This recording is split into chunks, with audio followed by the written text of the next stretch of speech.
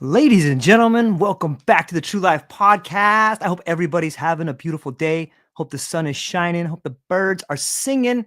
Hope the wind is at your back.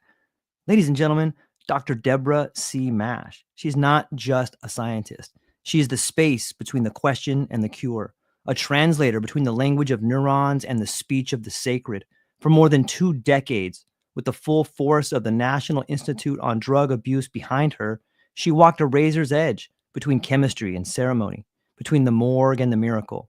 Emeritus professor of neurology and molecular pharmacology at the University of Miami, but more importantly, one of the first to say what no one else dared, that Ibogaine, the strange plant from the equator of myth, could be the key, not just to breaking addiction, but to restoring the human story. In 1993, while most of medicine still clung to the pharmaceutical dream, she brought Ibogaine to the FDA and said, "This belongs in the light." Then spent nearly a decade in St. Kitts, not on sabbatical, but in spiritual triage, guiding the desperate, the forgotten, the reborn. She discovered that noribogaine, the hidden messenger, the afterglow chemical of change, the note behind the note. And now, as CEO and co founder of Demorex, she's leading the charge to bring this ancient medicine into the future, not as folklore, but as evidence based deliverance. Alan Watts told us that you are an aperture through which the universe is looking at and exploring itself. Dr. Mash built the microscope to prove it.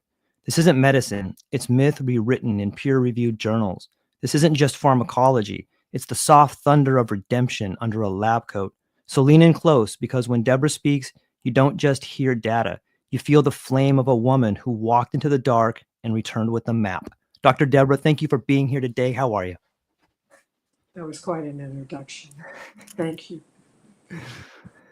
Well, the pleasure's all mine. And to everybody out there who's been in this fight for a long time, whether you're in the underground or whether you're in the labs, I think that everyone knows who you are. And I want to bring it to a bigger audience, because you deserve to have the recognition of what's going on. And I know it's a bigger fight. I know it belongs to everybody, but I just wanted to say thanks from me and everybody listening today for all the work that you've done.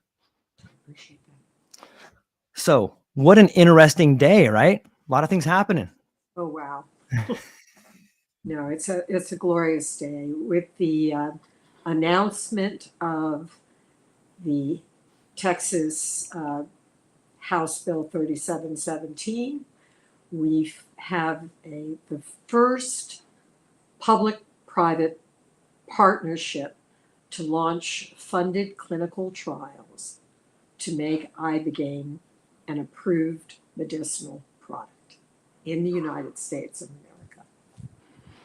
I mean, I was in front of the FDA in 1993, and the FDA was very collaborative in 1993, and they gave us permission to go forward with the first phase 1 clinical trial in recently abstinent cocaine dependent patient volunteers. That was actually an amendment that got approved in 95. Originally, they told us to go forward in people who had taken Ibogaine already, because they wanted to de-risk exposure. That made things a little difficult, because finding people who had taken Ibogaine previously was a very small group in 1993, and most of them had been treated by Howard Lutzoff, who of course made the seminal, he was the first, he made the seminal discovery that Ibogaine, a single dose of Ibogaine could block the signs and symptoms of withdrawal and served as an addiction interrupter. That credit goes to him. He made that observation. And, here we are, fast forward, never say never, and never give up, which of course I couldn't, because seeing is believing. Seeing is believing. And now hearing these incredible testimonials of the benefits, and to understand how these testimonials have enlightened and empowered our elected officials to be brave and bold and stand up and say, now's the time. And on the heels of Lycos and the disappointment at the FDA, I'm doing a SWOT analysis at the, no, literally, at Yeah. Lessons Learned from Lycos at the College on the Problems of Drug Dependence. And it's a panel and a group, and I'm presenting kind of the wrap up on this because there are lessons to be learned that will inform the development of all of these molecules. You know, we can do better. We can be collaborative with our regulatory authorities, with our colleagues in, you know, who are stakeholders, because there are naysayers out there, and we need to balance it. I mean, I went up against naysayers. I couldn't fund any research. Here I was, a funded investigator. So all my other, you know, research was deemed obviously, you know, of sufficient interest and quality that, you know, taxpayer dollars were funding my laboratory. And you know, up until January of this year, I could call myself a NIDA funded investigator. That's a long time, NIH funded investigator. And I held funding for multiple institutes. But when it came to Ibogaine, nobody would support me on it. And I will tell you, I submitted many grants. You know, my journey with this, I didn't give up. I kept going. And the reason that I landed in St. Kitts was because, you know, here we were, we had FDA permission, we were all dressed up. I had assembled a fabulous group of investigators, because when you do these types of studies, you know, you need clinicians, you need therapists, you need people who know how to model the pharmacokinetic data, you know, the blood levels. And we have it when you take an oral dose of Ibogaine, you have two drugs on board. You've got Ibogaine and a metabolite, as you pointed out. So they're different. They have different, you know, profiles in terms of where they work in the brain. They have different effects on the body, and they, you know, you want to sort out what, you know, is the good and what is the bad, and understand the blood levels and to get you to a therapeutically safe dose range. So when I went into St. Kitts with government approval, that was really the first government approved psychedelic treatment center anywhere in the world. We you know, had all the, you know, all the approvals, and those data were data that were ultimately submitted to the FDA, and those data helped us to get MHRA approval to continue the trials in the UK, the ones that were done in collaboration with the Thai. So those data are large. They are my academic data largely. Some of the work was done also at Demerix, of course, to kind of, you know, re-up our database. But that data is, those data sets are really, they stand today. They are seminal data. And, you know, I will share those data. I will share that. Let your listeners hear that. Those data, I will give right of review to those data to the people that want to advance this drug product in Texas. This is not about me. This is about that Manhattan Project that I called for when I gave public testimony in Kentucky to make this work. So I am one happy person, and you know, as my colleague Wiz Buckley says, fight on. I love it. One So, fight. yeah, and we're all here to make it move forward. It's such a lot, like 1993. Why do you think it took this long? Was it just minutia? Was it people fighting? Was it everything, the pharmaceutical? Was it everything all at once? Or what's your breakdown there? I think, you know, as I look back on this, you know, psychedelics were not really being tested. Right. And there were only a few of us. There was Rick Strausman Yep. with DMT and his work. There was Dr. Charles Grove, who was doing work with MDMA. And, you know, God bless Rick Doblin, who was out there trying to navigate the waters. And we were all, you know, and then, you know, we appear on the scene from the University of Miami no one really in the, kind of the proverbial psychedelic treatment underground knew who we were. And I was a complete unknown. I can take that title now myself. I was a complete unknown. No one knew who is this woman in Miami and what is she up to. And I remember getting invited out to Esalen, to the Esalen Institute, and my colleague Dr. Juan Sanchez Ramos and I went out there, and we got to meet some of the amazing people who have been working with these medicines in the underground, and they wanted to know, who we were and where did I come from. But I came out of the. I never worked in the addiction space. I came from neurology.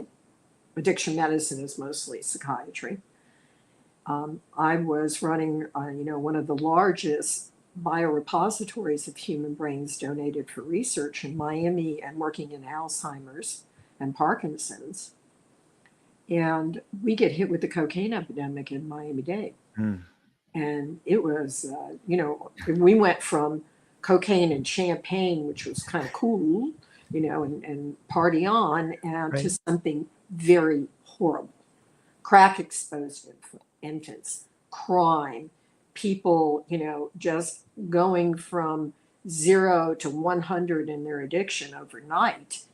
And between the violence, the crime, the disruption to life, the loss of companies and businesses, and the wreckage was huge. And we had a lot of dead bodies. Miami-Dade Medical Examiner Department, people were dying with what we thought were recreational blood levels of cocaine on board. So nobody knew what was going on. And that's how I got lured in. CDC from Atlanta came down to Miami.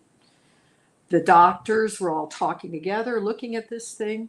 And they said, well, we've got, cocaine delirium. We've got seizures and sudden death. And then we've got these, low dose cardiac deaths. What's happening here? And someone said, well, there's this woman over there in neurology who has a biorepository of postmortem human brains. We're medical examiners. We're kind of good below the neck. We don't have an understanding of the mechanism of death. She might have an idea by looking at the brain. And that's how I got into this. And that was when we reported on the so-called Miami Vice metabolite. When you drink and use cocaine in combination, your liver transesterifies. And so that's why people love the combination of Coke and booze. You can kind of slide off the cocaine high, and it's not as anxiogenic, not so much edgy, feeling yuck. You kind of slide off. So people like that combo. It feels good. Well, it's because not only the effect of the alcohol and the cocaine, but now you have this other drug on board, cocaethylene. So we get national recognition for this. And I mean national recognition. APY, Miami Vice metabolite. And this was all in the context of my first NIDA grant. Again, keep in mind, Miami, our group, a complete unknown, hadn't published in the field. We get funding because of the relevance to the cocaine epidemic. And next thing you know, we're getting national press. God has a sense of humor. Because in the context of all of that is when I heard about Ibogaine. And I heard about it 3 times. And the third time I heard about it, I got on an airplane and I went to Amsterdam to see it with my own eyes. And I will go to the grave with that. I saw 3 men take Ibogaine in a setting that was something out of a Fellini movie. I had thought I lost my mind. I got there and I said, what is this? Why am I here? I have a good reputation. I'm a scientist. I have funding. And here I am. And it was, Howard Lessoff and his entourage. And actually a wonderful psychiatrist who had worked by the name of Dr. Bas-Johns, who had worked with Holocaust survivors with LSD. Holocaust survivors. And he was there, but it wasn't a medical setting, and there wasn't any research going on, and they really didn't know, dose response. And it was all observational, and I wouldn't call it data. But I saw it too. I observed what Howard told people, a powerful addiction interrupter. And I said, wow, we absolutely need to study this. As I sit here today, we need to advance the pace of the studies. Yeah. But I came back and I did what any good academic would do. I went to my funding agency, to NIDA, and I told them all about it. And I shared what data we had, what I was able to gather. And I couldn't do any research in the Netherlands, but what I did do was bring back urine. Any good shaman would know the alkaloid is in the urine. And I'm kind of a neuro shaman, right? So this neuro shaman said, I got to collect the urine. So we wrote up a little informed consent, and I told the 3 young men, I said, will you give I have to take your urine back to the University of Miami? And I did, and I got it on the airplane. I remember that day too. I gave a few dollars to the guys and had my styrofoam, my dry ice, and the urine samples, and I put it on the plane from Amsterdam to Miami. And I said, get that box on the plane. And I took it to my colleagues. We had, NIDA had bought me a piece of equipment. We had a gas chromatograph. And I put the box down on the table and I said, find the metabolite. Because I couldn't believe that you could, take 1 dose of Ibogaine and completely reverse, no withdrawals and complete reversal of, years and years of hardcore use, over 100 milligrams of methadone on board, and you go from that to this and have people, here you are, you've got, I'm sitting with people who are very sick. They take 1 dose of the Ibogaine, and the next day they get up out of bed, shower, shave, and by, midday are eating a full breakfast. People don't eat when they're in opioid withdrawals. No. But the even the more amazing, okay, that was the physiologic, but what was even more amazing was the discussion we had, where they felt empowered to do exactly the way you stated it, to rewrite their personal narrative, to look themselves in the mirror and go, I don't need to run out and get high right now. There was Howard's addiction interruption. It's mind-blowing to think how in one day, someone that may have been an addict for a long period of time cannot feel the cravings, cannot feel the urge, and can rewrite that story. It was, again, as a scientist, I wanted to know. Yeah. What is this? What can we learn from this? And the only thing I could do, because I didn't have any money, I didn't control the patents. Howard Lutzoff had 5 patents, use patents, he had filed. Opioids, psychostimulants, alcohol, nicotine, and polydrug dependence. That's how he got to me. He called me was because he wanted to use our cocaethylene, our work with cocaethylene, to support his polydrug dependency patent before the Patent and Trademark Office. And when he called me up and said, what is your work with cocaethylene? And I had already heard about Ibogaine. And I said, you're the man behind Ibogaine. What is it? How does it work? What's the mechanism of action? What data do you have? I was like, I was already all in. And that was when Howard came down to Miami and we sat across the table and I got the invitation to go to the Netherlands. It's mind-blowing to get to hear the foundation of it on so many levels and then see where we are today. You had mentioned we needed a Manhattan Project. Are we in the midst of that Manhattan Project? Are we seeing it, or have we not even begun it yet? I think right now, that's a really good question. Is there a collaborative framework in the United States academically at the universities? No. In terms of companies that have been advanced to look at this class of molecules, so whether it's Ibogaine, Ibogaine, or the next generation Ibogaine analogs, it's, a Demerex, and then Gilgamesh and Delex. And there are some other companies that are also have some preclinical molecules in development. And I've read the literature and had the opportunity to look at some of that work also. And of course, we ourselves have dabbled in that, and we published and you can imagine in 1996, Simon Mbua Nagala Afangi, a Cameroonian, an African-born medicinal chemist trained in the United States, was my colleague and collaborator. Again, God has a sense of humor. How would I meet this guy anyway? But there it was, and so we published on a series of azapinoindoles that are kind of similar to the tabernanthalog series that Professor Olson and his company Delex are advancing. I'm a huge fan of the work at Delex and Gilgamesh. I love, they're my competitors with the Ibogaine. I love both of those companies.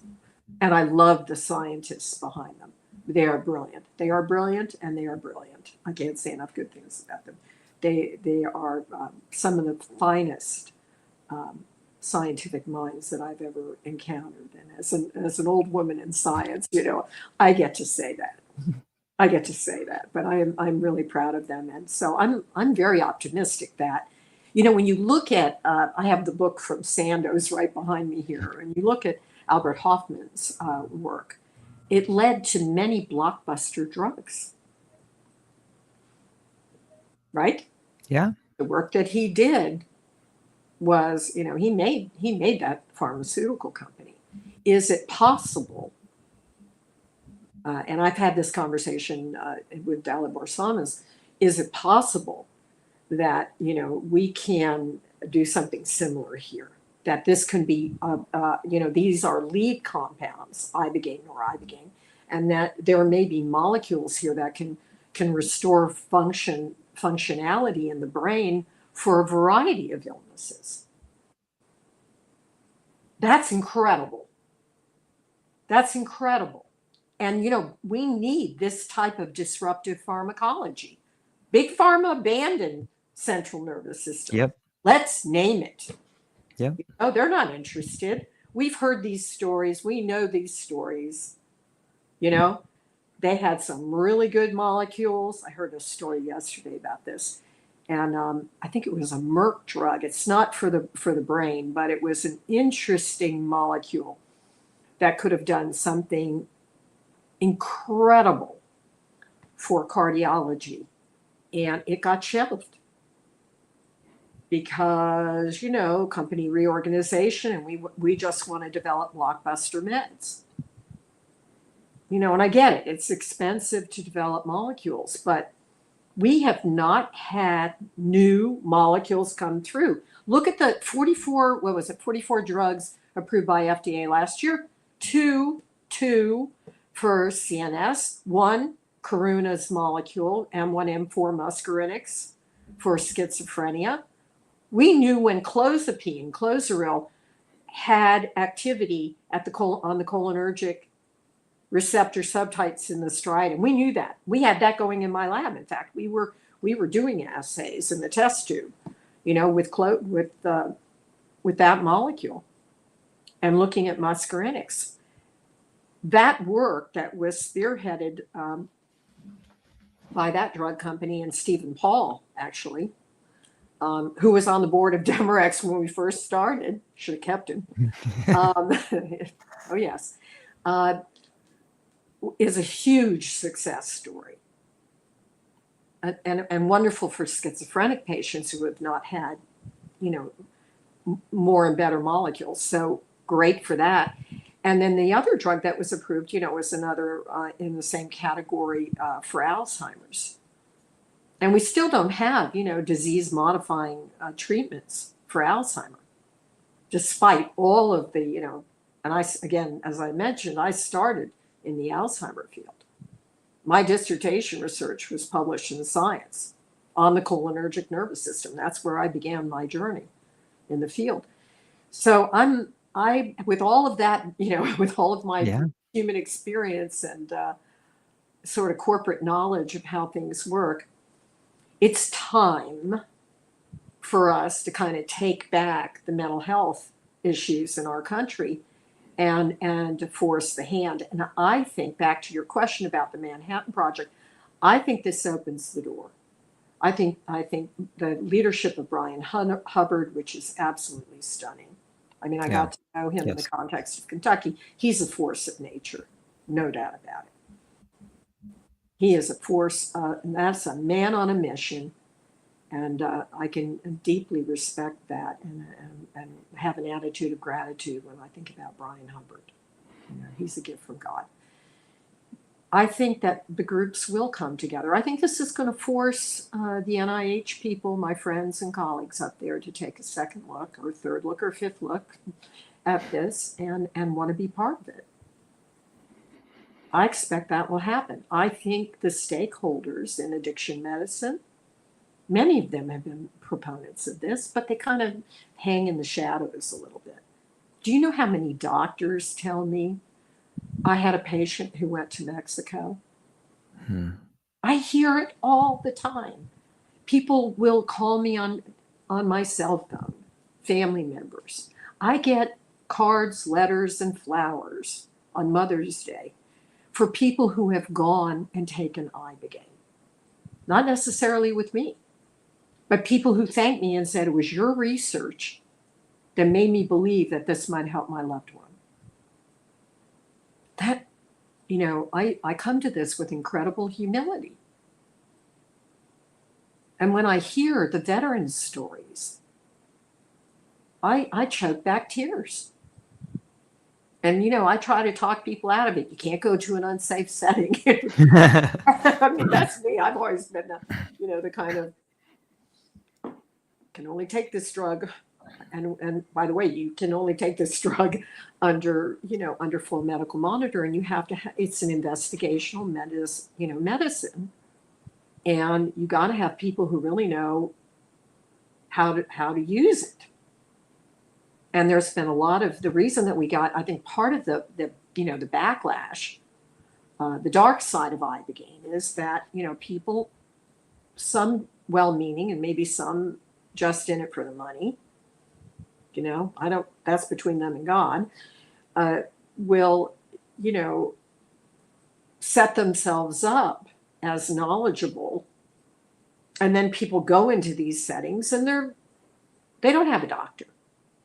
So we've had Ibogaine mishaps. We've had ER admissions. We've had, deaths. Now the causality here, the causality assessment, and I did a review of this with my colleague, Matthias Luz, Dr. Luz, and we published a few years ago on this. We did a deep dive. We had to for the regulators, as part of our package and our submission, is what's going on here. And I think we know the risk mitigation. You don't want drug-drug interaction. Ibogaine is a QT prolonging drug. What does that mean? It changes the refractory period of the heart. Now, people's normal circadian variation, your heart rate and your QT interval can change over the day. It happens. But you don't want it to go up too much. And why does it go up too much? Well, it goes up too much for a number of reasons. One, because your electrolytes are off. What are electrolytes? Potassium, the big one is the one we're most concerned about, but also calcium and also magnesium. So we knew early on in St. Kitts, we put magnesium. We administered magnesium before Ibogaine. I figured that out, and I had my cardiology team with us, and I said, Doctor, should we not be putting mag in the bag?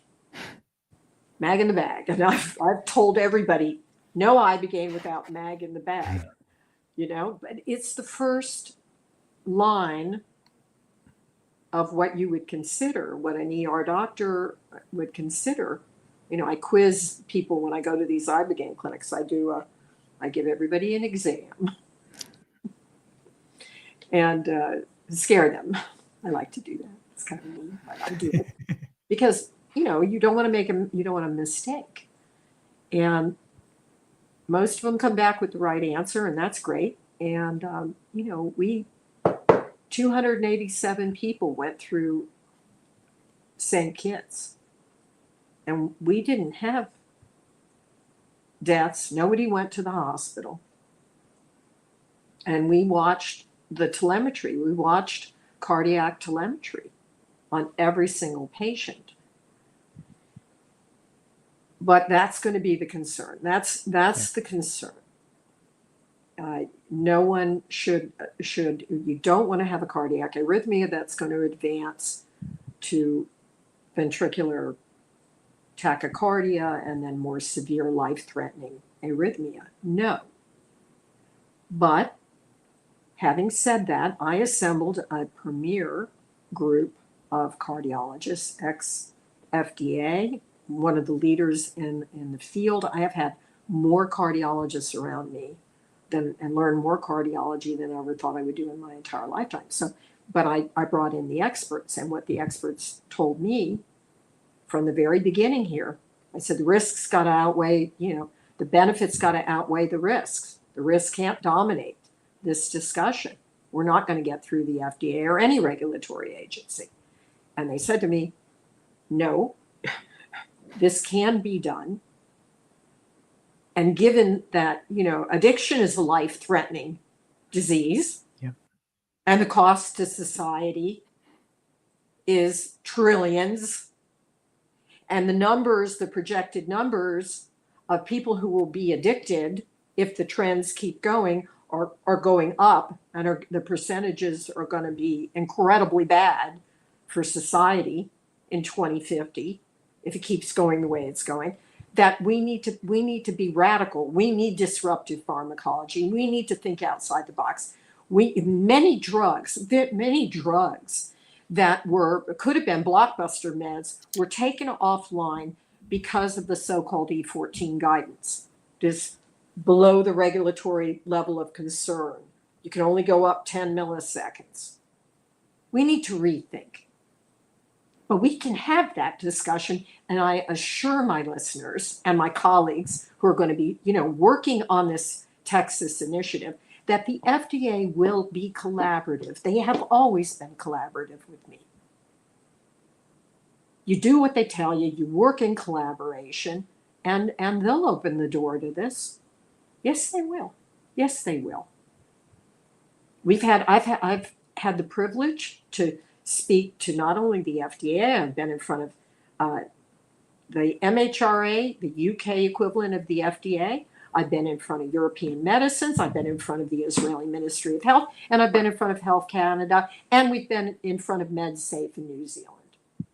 You can do it. Young medical doctors and scientists, listen to Deborah. You can do it.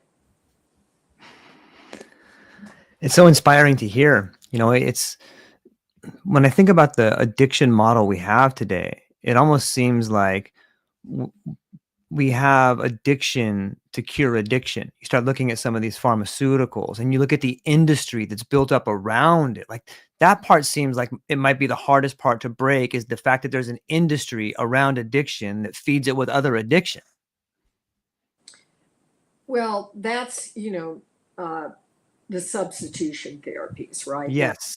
Well said. That's treating opioid use disorder, where you're replacing one opioid with another opioid. And, whether you're buying, street dope, and Right. all now laced with fentanyl, which is, forget about it. And then you get your safe medicine and you stay on opioids. And before NIDA worked to repurpose buprenorphine, buprenorphine would be abused. There was that data was out there, right? Anyway, it's opiate. exactly what you Yeah. said.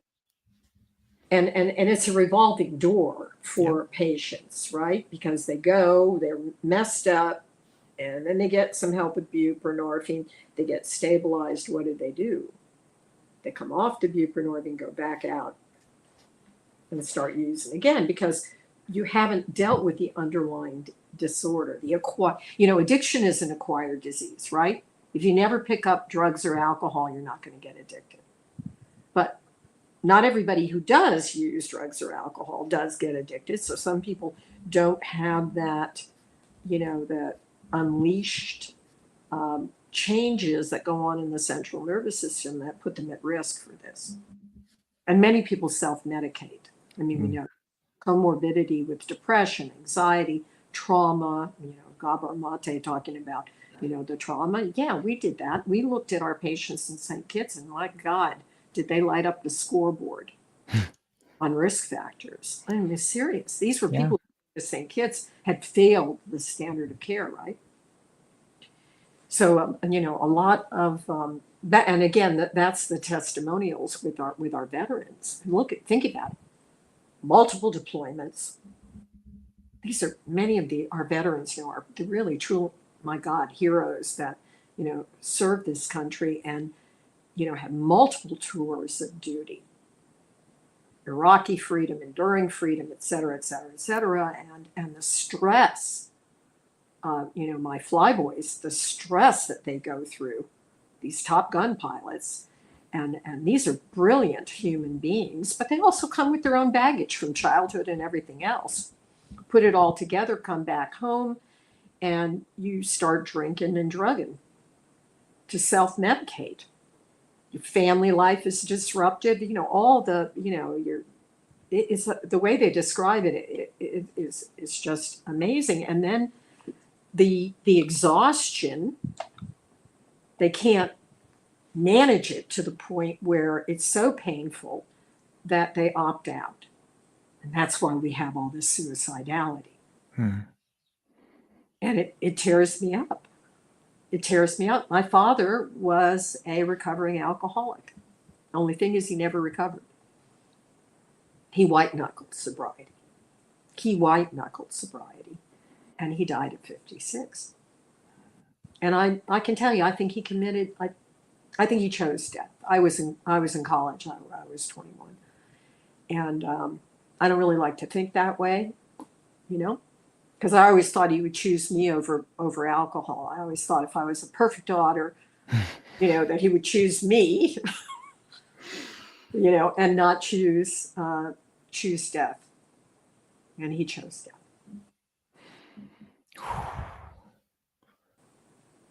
And I think that memory has kept me here all those years, because I wish somebody had given my dad some LSD.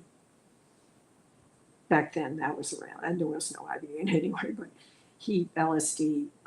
Maybe if they had given him LSD, maybe that would have helped him. I don't know, but it doesn't matter. We're here today now, and when I see how this drug, and I've been a skeptic too. I always question my data. I've never taken Ibogaine, and everybody says, "Why have you not taken Ibogaine?" And I've not taken Ibogaine because I've always wanted to maintain a healthy scientific skepticism. I look at a lot of data, and I would never ever want to do anything in my power that would jeopardize this field. And so I haven't taken the Ibogaine. I could have taken it.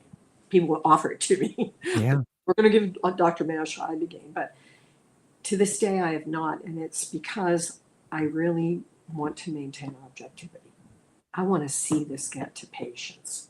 The patients are waiting. I want that daughter who loves her father to have her father. That brother and sister to be together and grow old together. How many college kids have come to me to tell me they want to write papers on Ibogaine because their brother OD'd on OxyContin. the stories go on and on and on and on and on. I want this with my whole heart. Today is a great day for me. I'm so glad to be with you talking about it, because it's like Holy Communion, on steroids, that after all these years that we would have this opportunity, the chance. That's all I ever wanted, was that this would be tested so we could show that the benefits outweigh the risks, and the testimonials, the open label data can be shared so that we can offer people a safe and effective, and yes, paid for by the insurance companies, treatment in the right setting, it is, addiction is a biopsychosocial spiritual disorder. Doesn't sound very scientific, but I'm old enough now that I don't care. Good. I don't damn care. That I'm not afraid to say that. If you're going to take away, your tribe, your drug using tribe, you need another tribe. Welcome to Iboganauts. But that's a way of learning, and having a connection, not only with, how is it used in a sacramental way in Africa? And there are people who are much more knowledgeable about this than me. I know what I know, but it is a rite of passage. And, I called it back in Omni magazine. Some of the listeners don't remember that magazine, but that was an old magazine that was out there, Omni. It had cool stuff in it. Yeah, it did. And they interviewed me one time, and I called it a chemical bar mitzvah. Because that's where really you find your tribe. And it's kind of like, what it is in Judaism too, is that you're moving up into your rank. And so many of our young people today are disconnected.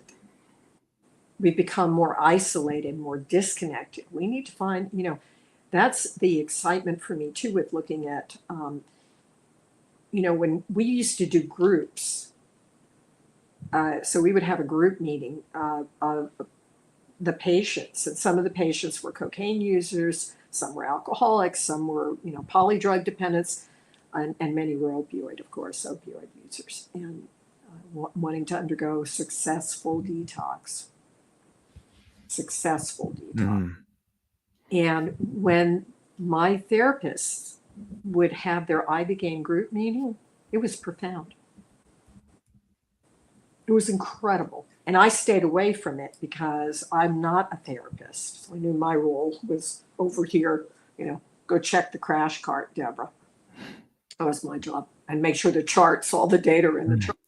But the therapists would get together. And I remember one day I was working in the clinic in St. Kitts, and I was like, where is everybody? I said, where we had we had a 14-person group that time. 14 people went together through Ibogaine over a period of 4 days. And I looked at one of the nurses and I said, really, where are our people? And she said, they're in group, Dr. Mash. I said, what do you mean they're in group? They've been in group for hours. She goes, no, yeah, they're still in group. They weren't even outside smoking. If you go to right. Everybody's not in group, they're outside smoking. Yep. So it was crazy. And we used to have these, I would always tell them two things before they took the Ibogaine. I said, purity of intention and go with the flow, because many of them had, failed every kind of treatment. And they were like, I'm not going to any effing meetings. Forget it. Don't ask me to do 90 and 90. They burned out in the rooms. They'd been to rehab. Their families had, put second mortgages on the homes to save their loved ones. And so here they were. And now the scoreboard would light up on what they needed to do. One of my patients, one of the people who came through St. Kitts, who was I had many favorites. They were all favored. the one he was a clever man who had good luck finding a vein on this guy. I mean, he had abused so much dope over decades and could never hold it together and was on methadone for a very long time. And he got cleaned up with Ibogaine, and then he went and got a PhD. I know, I have all these stories, which are just, one day I'll put them all in my book. I'll have some vignettes of them. But he used to call Ibogaine the high dive of recovery. He said, you still have to swim when you hit the water. Listeners, you still have to swim when you hit the water. But some of our people who went into treatment, because some people, we said it would be a great idea if you could go into inpatient. We had people going inpatient, outpatient, working with their doctor, working with their counselors, because you have to do an aftercare plan. And it's not a cookie cutter. You have to really individualize it. It can be done. It can be operationalized. It can be done. But some of our people, especially some of the younger ones, or people who didn't have a good, stable environment to go back into, need a little more time on the ground before they got back fully in the game. And we'd send people into treatment, and I would get phone calls from the people who ran those programs saying, what are you doing in St. Kitts? These people look like they're already 90 days clean and sober. That's Ibogaine. Thank you, Howard Lutzoff. It makes me wonder, Deborah, is it we talk about being addicted to opiates or alcohol or some of these drugs, but addiction has permeated everything from social media to business models. Like I look at Xerox, for example. I remember that was like one of the first strategies where I began to see addiction in business where, okay, we're going to give you the machine and then we're going to sell you the toner. Now you're addicted to this model, and it's almost like the subscription model is based on addiction on so many levels. Is Ibogaine something that can clear us? Because we seem to be afflicted by addiction. Like I said, not just in drugs, but in life itself. Is Ibogaine something bigger that can allow people to see these things in their life that they're addicted to? Maybe it goes far beyond. And you use the idea chemical bar mitzvah and rite of passage. Maybe that's where we're at as a society and as a species right now. We're going through a rite of passage where we're beginning to become more aware of what is possible. And maybe it's the plant medicines like Ibogaine that are sort of midwiving this sort of new awareness. That's a very interesting question. And you're talking about behavioral addiction. Yes. It's the same pathways. It's maladaptive behavior. Yep. And I agree with you that I think that I like to say neurons that fire together, wire together. I love it. And I think the knowledge from, we've learned more about the human brain in the past 25, 30 years than we have throughout all of human history. There are more neurons and neural connections in our brain than there are stars in the Milky Way galaxy. And the brain has a lot of redundancy and neuroplasticity. These are neuroplastogens. David Olson, I'll give him the credit, psychoplastogens. He taught me the word. And that's what they are. And I did a lot of brain mapping of autopsy samples. And we looked at the chemicals and the genes and the epigenetics and the neurochemistry. And there's a whole lot going on in the brains of people who have abused drugs and alcohol. That's neuroplasticity too. It's just the bad neuroplasticity. You're overwiring that reward circuitry. You're shifting the dependence in the part of the brain called the striatum from, the rewarding circuits. And when you come off of, and it goes up to the habit formation, different parts of the brain shift from that immediate, I feel great.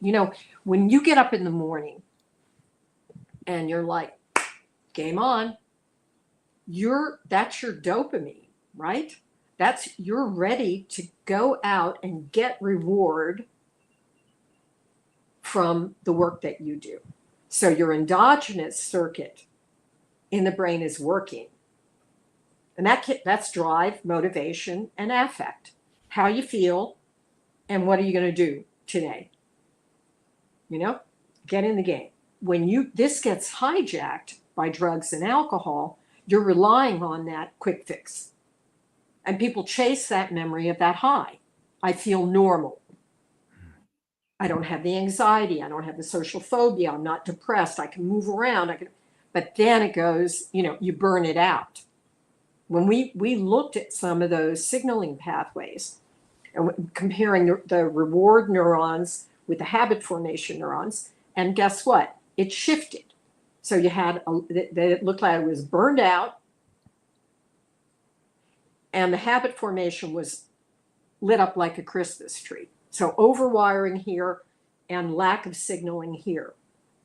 Well, then you stop using drugs and alcohol, and you're in this protracted state of anhedonia. Anhedonia, what is that? The inability to derive pleasure.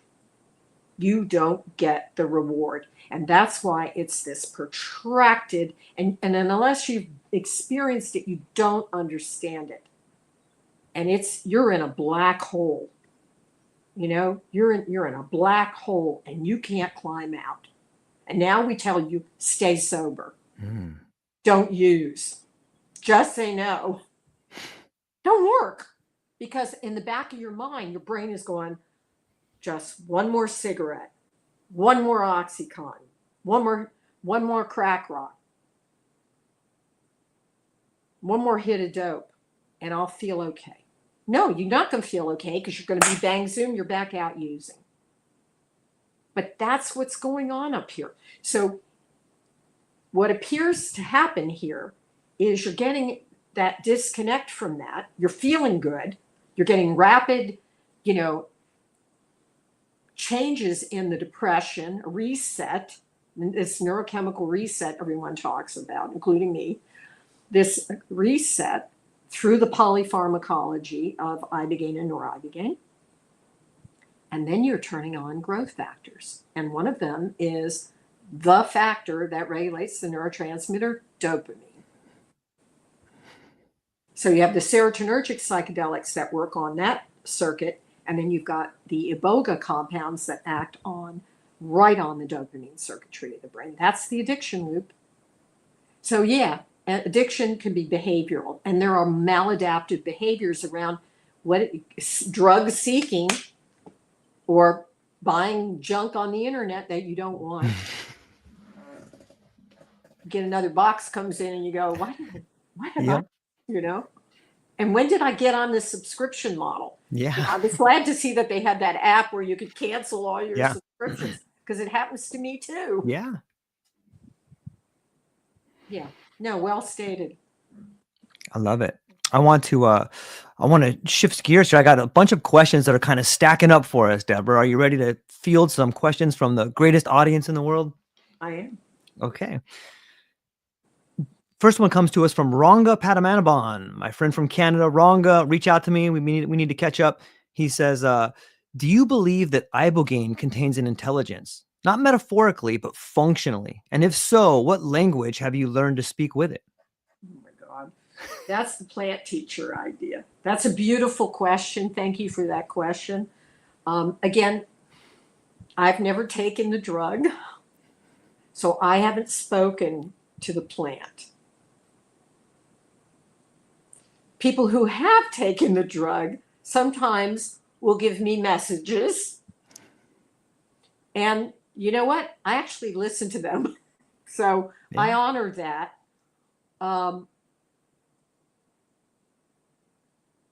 Other psychedelic medicines, it's the plant kingdom, right? Yeah. And the plant kingdom is a kingdom. Plant and animal kingdom. Plant kingdom is very amazing and beautiful and wonderful and important to our planet and part of us. And, I watched Avatar 2 and all the Avatar ones, not just 2, 1 and 2.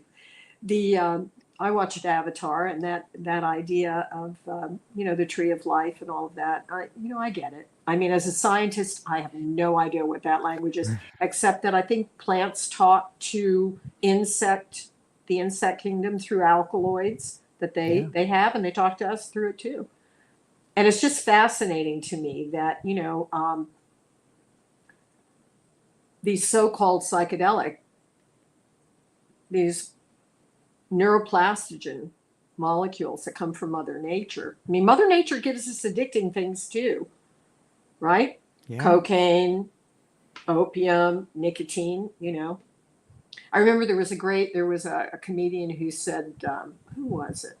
PJ O'Rourke. Yeah, that's who it was. PJ, your listeners are too young. PJ O'Rourke, he passed away a few years ago, but a really brilliant guy. When I met him, he was managing editor of the National Lampoon, and he did a skit on Native Americans, and he said, "Here, nicotine for us, sacrament for you, dope." Addicting substance. So, but yeah. So we do get alkaloids from nature that are addicting, but we have this class of, and they're part of the evolution of societies, the earliest societies. So we don't really know how far they go back, and certainly, I give credit to those who are trying to resurrect the ethnobotany and the ethnopharmacology around all of these molecules. This is important information. Yeah, it reminds me, Jeremy Narby wrote a really great book called The Cosmic Serpent. And in that book, he tells a story about a bunch of, I think they were ethnobiologists that went down and they were studying with this tribe. And for the first week, most of the tribal members wouldn't really even talk to them just because they were aware of what the people were trying to do is to take out the medicine. But there were two that after like 2 weeks, they stayed, everyone left. And some of the elders were like, "Why did you guys stay?" And they're like, "Well, we heard that you talked to the plants." And the guy's like, "Yeah, I told everybody that and everyone left except you guys. Why?" And like, we want to know what does that sound like? What does that look like? And he goes, "Okay, I'll show you." So they walk out into the forest a little bit and they see this incredible like snake. That's like the most poisonous, venomous snake out there. And he goes, "You see that snake?" And they're like, "Yeah." He goes, "Tell me what it looks like." And he goes, "Well, it's got a green head with sort of an ovate sort of a head, and it's got 2 white diamonds on its neck." And he goes, "All right, you can see. What does that plant next to it look like?" "Well, the leaf looks a lot like the head snake, and it has 2 white diamonds right on the side." And he goes, "Okay, the plant's telling you right there that is the antidote for that snake bite. If that snake bites you, you die. If you take that leaf, that will help you." And when we start looking at the idea of talking to plants, like in that format, not the Western way of having a conversation with them, but having the awareness to look and see what the environment is speaking to you via the rest of the environment. I think the idea of language and talking to plants becomes something more people can digest. It's pretty interesting, right? Extremely interesting. And I'm certain, there was a company years and years ago called Shaman Pharmaceuticals, and they tried to do just that, to go into work with practitioners of this medicine and the ones who had that ancient knowledge, which is lost. Now we got to go back, rediscover it. So there's a lot of information out there that we don't have, and you got to be open-minded and just work with it. And I know from people that I've chatted with that are ayahuasqueros. I mean, they talk to the plant all the time. Yeah, yeah. They have a conversation that goes, and very interesting conversations, as a matter of fact. So the beauty of being in science is when you recognize that we know so very little. I agree. Let me get people are blowing me up. I got you guys. I'm coming. It's just such an interesting conversation. I'm trying to steal it all. So here we go. This one comes to us from Jen. Jen, thank you so much. Jen has been crushing the volunteer work in the world of psychedelics. She's a force of nature. She says, "So thrilled to see the Queen of Ibogaine on your podcast, George. I hold the very deepest respect for Dr. Mash and the work she's dedicated her life to. I reached out some time ago specifically about Ibogaine's potential as a neuroprophylactic for Huntington's, particularly its application to delay the onset of the symptoms. With the Texas clinical trials now moving forward, is there any hope for exploring its use in neurodegenerative disease? And Dr. Mash, could you speak to this topic? Thank you, Jen, for that. Thank you for that question, because again, I come from a neurology department, and I know the devastation of Huntington's and Parkinson's and Alzheimer's and mild cognitive impairment and stroke and trauma recovery. And yes, the answer is yes. And who's really pioneering this and lighting the way, again, is the testimonials from our veterans, but the pioneering work done by the group in Stanford and Nolan Williams under the leadership of Nolan. And that research is phenomenal. And he is a phenomenal neurologist. I mean, he's a rock star. There's no doubt about it. And then the important work done by Gul Dolan. And she's a rock star too.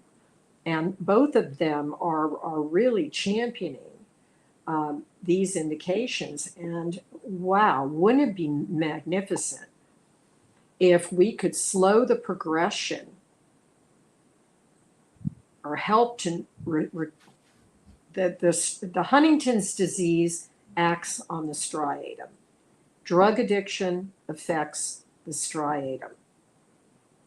Genetic diseases, we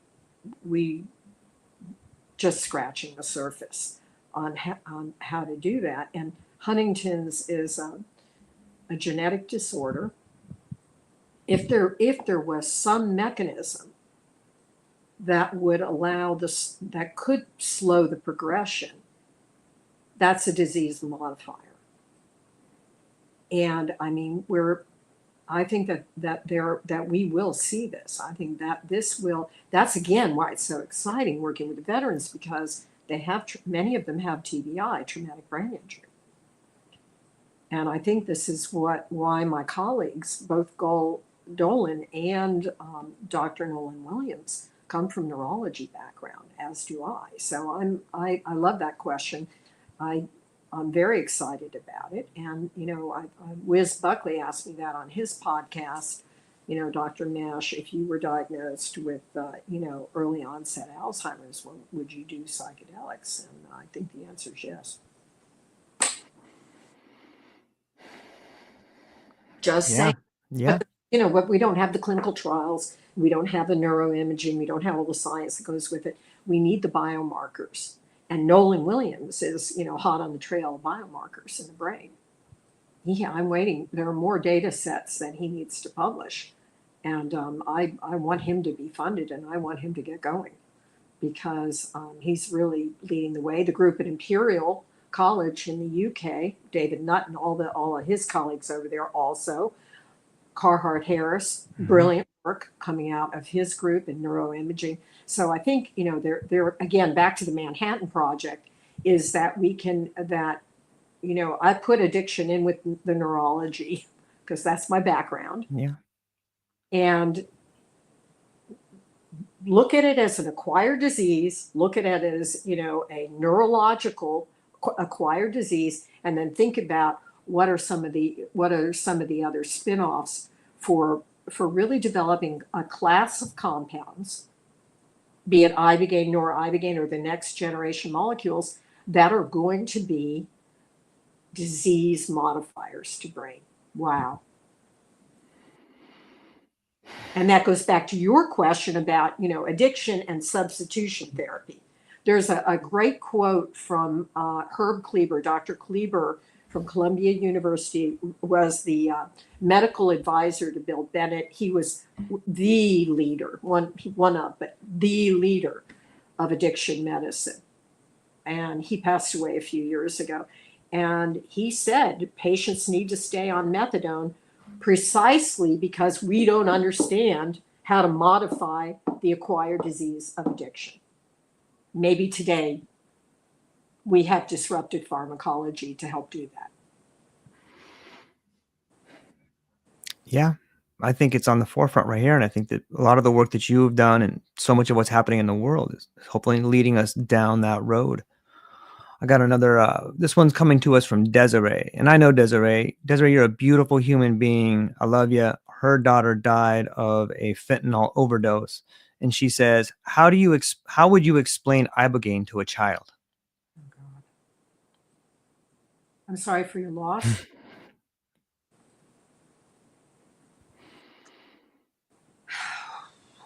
How old was her daughter? I think she was 22. It was young person. Yeah, Yeah. yeah. She found her. Wasn't responding. She went over there. Desiree went to her house, her young daughter's first apartment, and just found her. And the door was open, and there she was. So, How do you explain Ibogaine to children, to young people? Well, again, this is early. This is early part of the narrative for educating young people about alternatives to getting themselves into harm's way is a whole nother large discussion. I think, the young people that got caught up in that wave of the transition to Oxycontin, to heroin, to fentanyl,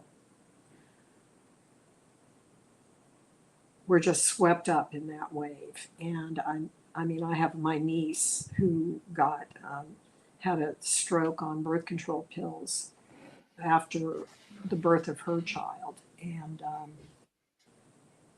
her neurologist gave her oxys for post-stroke migraine headaches. And she ended up injecting heroin. And she went for Ibogaine because my sister called me and said, "You have to send your niece for Ibogaine." And I was like, "What?" Okay. So, it's in all of our families. yeah. Yeah. We're all 1 degree or immediately involved somehow, right? The narrative is emerging. And I think that the psychedelic movement and the information that's out there, and we need to get our children before they get hooked. I was fortunate. I grew up in the time of the end of the Vietnam War and the Beatles and the psychedelic movement. I grew up in that. And, I never picked up hard drugs. Did I try mushrooms in college? Yes, I did. Sure did. And was it an important experience for me? Yes, it was. And you look at what came out of that movement, and we know, a lot of unicorns of a lot of great companies. And, creativity and LSD and the use of psychedelics in the setting of death and dying, all of that was right there. And our generation, my generation, were the ones that were, going right through that. And, I remember my professor at Harvard, he tried MDMA. MDMA was being used when I did my fellowship in Boston. It hadn't been, they were using it for couples therapy. So again, the narrative is going to emerge. There's a lot. And of course, now we have the internet, my goodness. So I think the education and NIDA, the National Institute on Drug Abuse, and again, other programs of prevention and dialogue. But I can remember when I was in high school and they brought, heroin users into the school to tell their story to prevent us from going out and getting high. That really didn't work. People would listen and then they want to try it. Yeah. So, your curiosity is out there, and if the drugs are out there, and we're not going to intercept all of the drugs, with all due respect to, closing up the border to people that are trafficking drugs. The issue is, I've spent time with government officials in Mexico, and their attitude is, Americans want to buy drugs. If we weren't buying the drugs, they wouldn't be coming in here. So we need to offer, we need to have something else. And I'm not saying that recreational use, is the way to go, but certainly decriminalization of psychedelics is the way to go, I would think, right? Yes. And we need to think about two words. It's called harm reduction. And for some in high places, that's a dirty word. Not in Europe, but we need to talk harm reduction, and we need to talk about medical development of, so we have more tools in the toolbox to rescue our children before they go full, have to spend 10 years in and out of rehab. And again, I'm sorry for your loss. And we as a society need to protect our young people. We need those 20-year-olds becoming engineers and getting great educations, Yeah. inventing wonderful things, and taking care of this planet. And if they can get in touch with a different tribe and talk to plants and find a connection to a tribe of individuals who have interesting stories to talk about and want to be tuned into health and well-being and preserving the planet and being ready for this exponential growth curve that's coming our way, we Yeah. need to be all in. And by the way, it's the parents who need to champion this. You are part of you are a citizen scientist. Demand treatment for your children and loved ones. Do it. Because you will make the FDA sit up and listen, and you will make the NIH sit up and listen. Same way that the veterans and their cause has awakened these very brave legislators in the great state of Texas. Well said. I love that. I love that. Well, Lakshmi, we have the incredible Lakshmi coming on. Everyone should check out the awake.net network and the incredible event coming up at the Boulder Canyon Theater on June 17th in Denver. Is going to be so many incredible speakers there. Lakshmi, thank you for being here. You're doing tremendous work. She says, Dr. Mash, what is the correct response to feigned ignorance? Lakshmi always hits you with a zinger, right? She does. She always does. She's a force of nature, too. She really is. Thank you for your leadership for so long in educating the public. I think the correct response is to be brave and bold and stand up and speak the truth. Don't be afraid.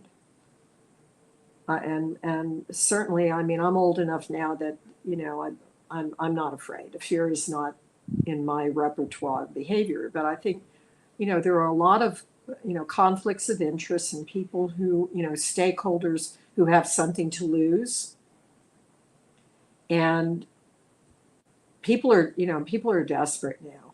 This is life and death, and I think that the more again, I want to applaud the bravery of No Fallen Heroes and vets and the other organizations, the scientific work of Nolan Williams and Goldolan and others, the work of Gilgamesh, Delex, to really frame the narrative. I mean, we are making this mainstream now, and not putting our hands up and diminishing these below ground movements. We're actually learning from them. And that's the difference. I think that's really what we're getting at here with Lakshmi, is that we need to join hands and be ready to let more people understand it. And I think the comments from our current our newly appointed FDA director and our new Surgeon General. It was amazing. I had just listened to, I hadn't read her book, and now I will, but I just learned about it before the announcement. We have stunning leadership. these are, yes, there's been, we've kind of atherosclerotic, doing the same thing over and over again. We need to break out of that mold. And I think that, given the societal burden, the costs that we bear as taxpayers, and you look at mental health, and we need to do better. And if the pharmaceutical company is not going to help us, we're going to learn from the underground practitioners. We're going to learn from the patients and the family. And the families and the patients are going to drive the consumer movement. And then we need to get the payers engaged. And that's where the importance of the, American Society of Addiction Medicine, the psychiatric groups, biological psychiatry, ACNP, the College on the Problems of Drug Dependence, all these different groups that are, the key opinion leaders, the stakeholders, they need to step out of their comfort zone. And I hope to be a part of that.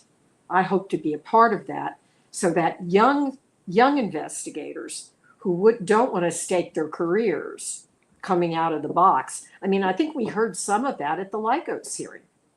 I was very disappointed in that. Did Lycos make mistakes? Yes. Okay, yes, they did. But that was, a long time coming to get to that point. And there are plenty of strengths that were not championed. And at the end of the day, the narrative was taken down by some weaknesses and flaws. Could we have not been a little bit more forthcoming in that discussion? But I think there was some fear. I think there was fear factor. And the FDA had extra burden on them too, the first. And you have psychedelic assisted psychotherapy, which was something that wasn't necessarily in the FDA's wheelhouse. So, but with the new leadership that has come from our government today, in terms of FDA and the work and some of the changes at the NIH, I'm all in. I think this is our time. And Texas has said so. Let's go. Yeah, let's go. We're right there. Lakshmi, thank you so much. She also mentions this, that during World War II, penicillin was an underfunded research project. It was fast-tracked by the US, UK, and allied nations. They got together with pharmaceutical industry and created the solution to save soldiers from infection with mass production. In other words, if there's a political will, we could do this very quickly. Thank you, Lakshmi. That is brilliant. Yeah. Lakshmi, that is brilliant. And the analogy is so perfect for today. It is will. It is stand up and make a change. And I think we're right there.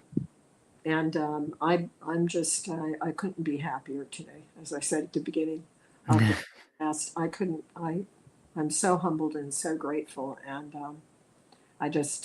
this can't happen fast enough, but here we are. Never give up. Yeah.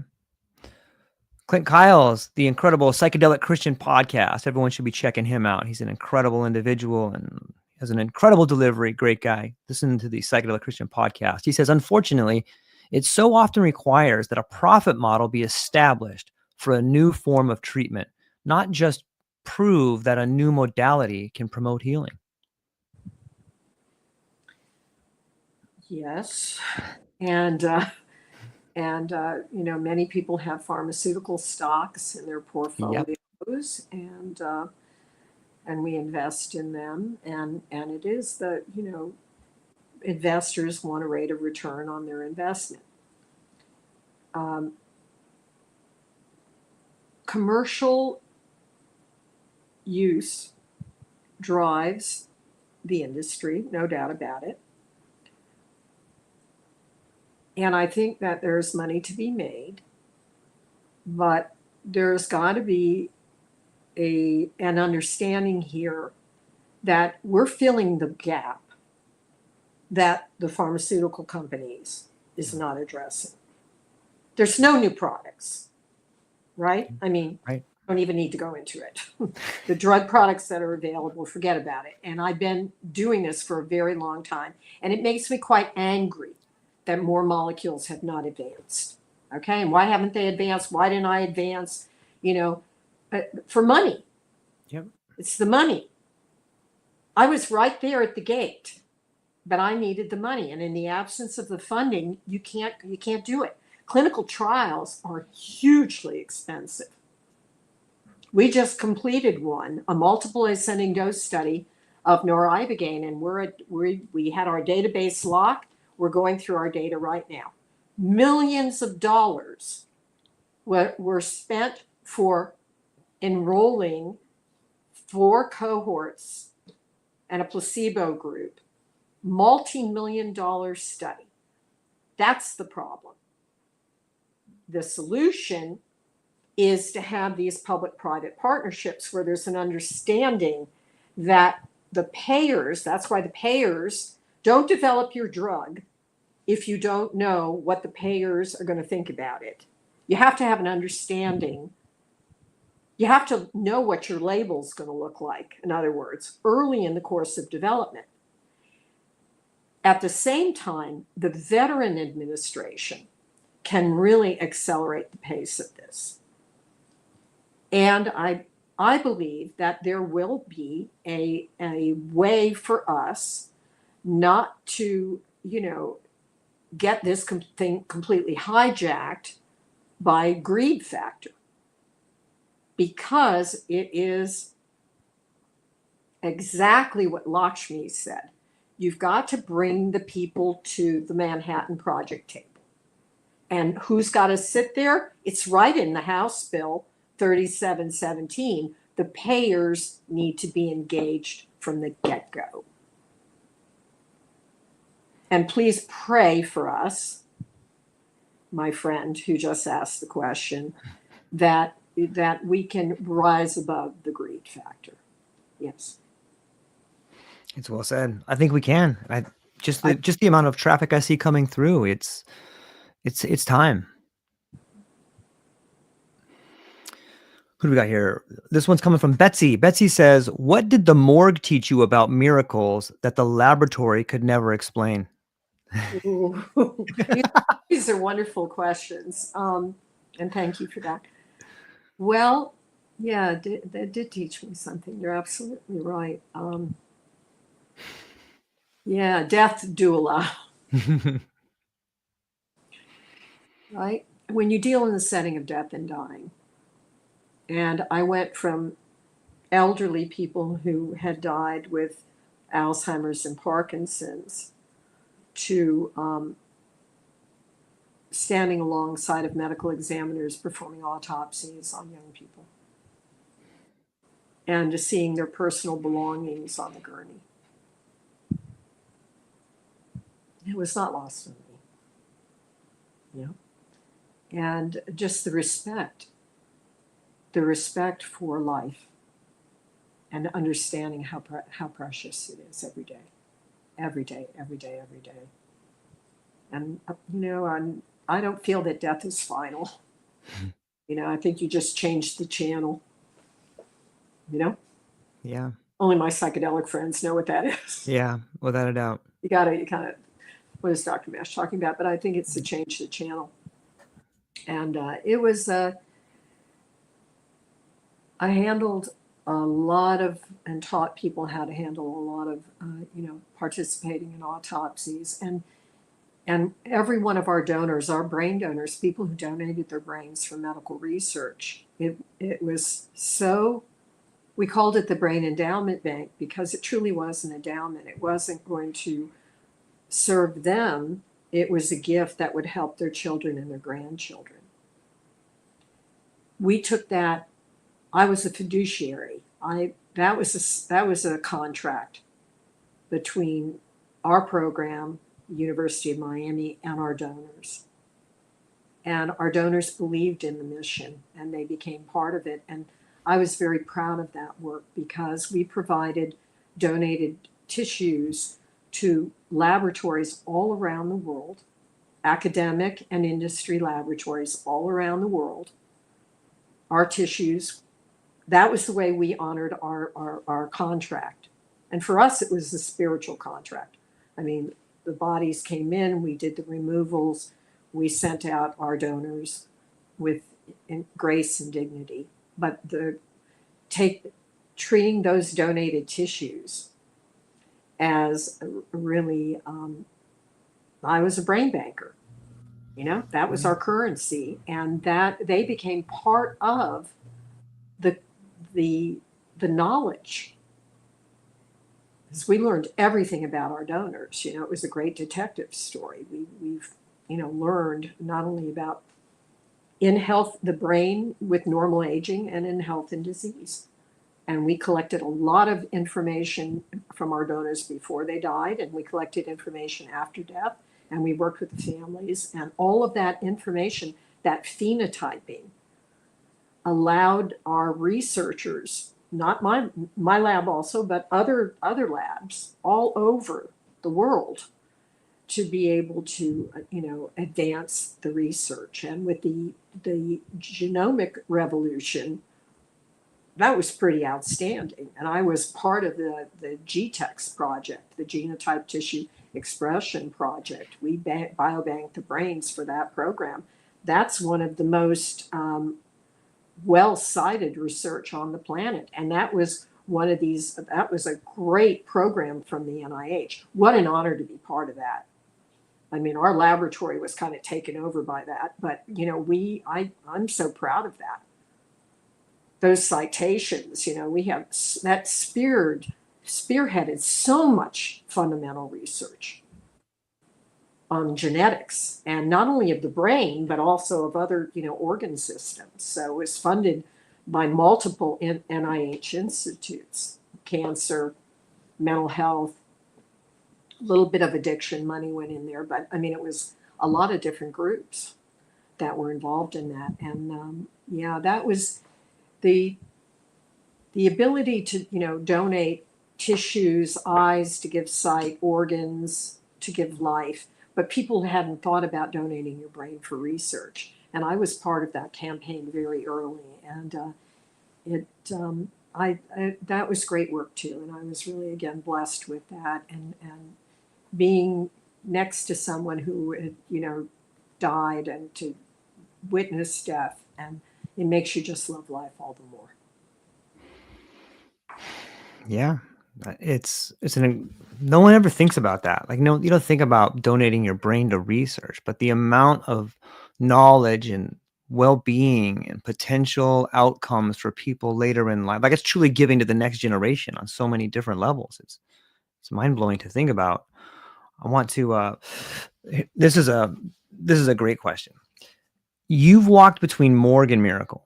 When you finally step out of the lab coat, what do you want your final paper, the one written in the heart of those you helped, to be titled?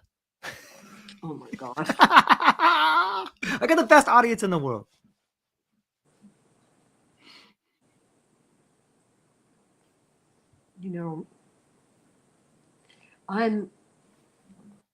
That's such I don't know who gave me that question. This is not about me.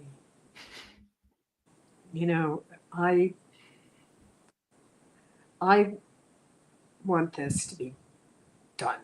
I want this to be tested. That's all I've ever wanted. And it's not about me, and it's not about my paper.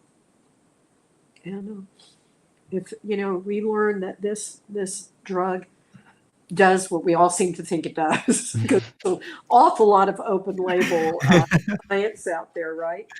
Forgive me for getting teared up on that, because that one's just knocked me out. But I would say that this is not about me at all. I will be a footnote, but all knowledge exists in the mind of God. And I had to learn that. This is, stepping out of your ego. Every once in a while, my ego comes back. But I recognize it, and I go, oh, like, there it is. As the ego done. This is not about me. This is about knowledge that in the plant, and we have to give gratitude to the plant,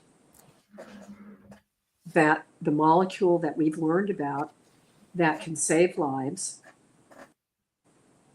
give moms back to their children, fathers back to their children, brothers and sisters have a lifetime together, diminish the societal cost, and give the next generation, the young people, the tools in the toolbox so they don't have to suffer.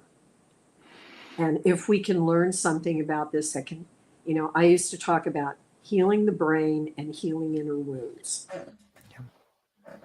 If that's what this does, I will make my transition when the channel changes. And, this has been an amazing journey for me. And I am just so blessed to have been part of it. I will remain a footnote in this story. There's a bigger story coming. It's beautiful. Dr. Mash, this conversation has blown my mind. And I'm really grateful for your time, and I'm so thankful that I get to talk to you on this day of all days. It's so amazing to me. Like I don't believe in coincidences. So for whatever knowledge or whatever divine intelligence is out there, I'm so grateful for all of it. And before we land the plane completely, I was hopeful if you could just tell people where they can find you, what you got coming up, and what you're excited about.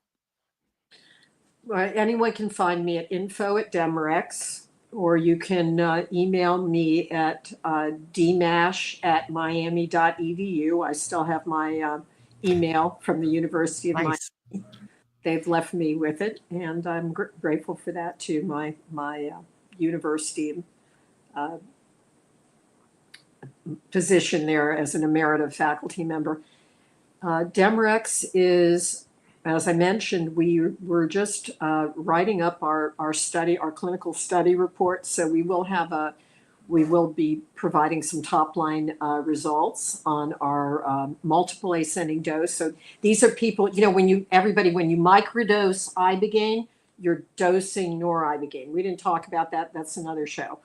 But, and some people are doing that. I'm not saying you should do that, but Ibogaine in low doses is a pro-dose to noribogaine. So this is the first time that multiple doses have been, daily doses of noribogaine have been administered to healthy volunteers. And so this is exciting data for us, and we're still learning. So we're, looking through the lens of a lot of collaborators at our data sets. We'll be reporting the top line results with that. And we hope to be able to be phase 2 ready with these data. We're waiting on a grant announcement from the NIH to fund some of the animal work that needs to be done. Again, the money, the money is, the stumbling block for this work. But, originally, I just want to say, when I first worked with Ibogaine down in St. Kitts, I had said, noribogaine was the preferred molecule. Well, because noribogaine is not an oniric, right? It doesn't cause the dream state that Ibogaine does. And the question is, do you need the trip to reach the destination? That is the question. Right. And as I sit here, we still don't know. Now, Demorex will have the metabolite ready, and we can share that data with the, because the FDA is going to want to know about what noribogaine does. So I've been talking to noribogaine for a long time. And a friend of mine called it Nori. So we'll see what Nori's teaching us, and we can provide that knowledge back to help inform the Ibogaine research as well.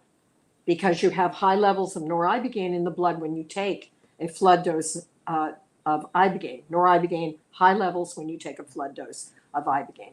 Microdosing Ibogaine, noribogaine. So we can begin to, share that knowledge.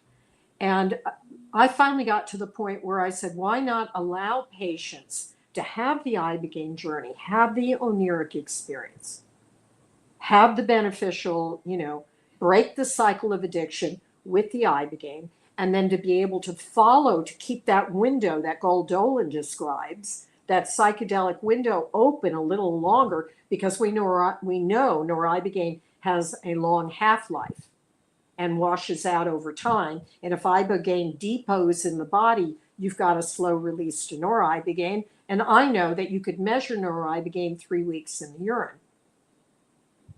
We did that. So the idea would be have the psychedelic, the oniric experience with the Ibogaine under full medical monitor in a safe setting. Let the brain start to heal. And then if patients need to keep the window a little longer open to be able to give Ibogaine in a pill patch or a depot for daily use, that could be a novel pharmaceutical to help with, the transition to recovery, a non-addicting alternative for people coming off of opiates and alcohol and perhaps other drugs as well. It sounds like such an exciting future. It's so beautiful. I don't know. That's the best word I think I can describe it. Like, it's so beautiful. Well, Dr. Mash, hang on briefly afterwards, but to everybody within the sound of my voice and the entire audience that participated today, from Betsy to Desiree to Lakshmi, from Neil, from Jennifer to Louise, everybody that's in this chat right here, thank you so much for hanging out with us today. I had a beautiful conversation. Go down to the show notes, check out Demorex, check out Dr. Deborah Mash. All her links will be down there. And hang on briefly afterwards, Dr. Mash, and everybody else, have a beautiful day. That's all we got. Aloha.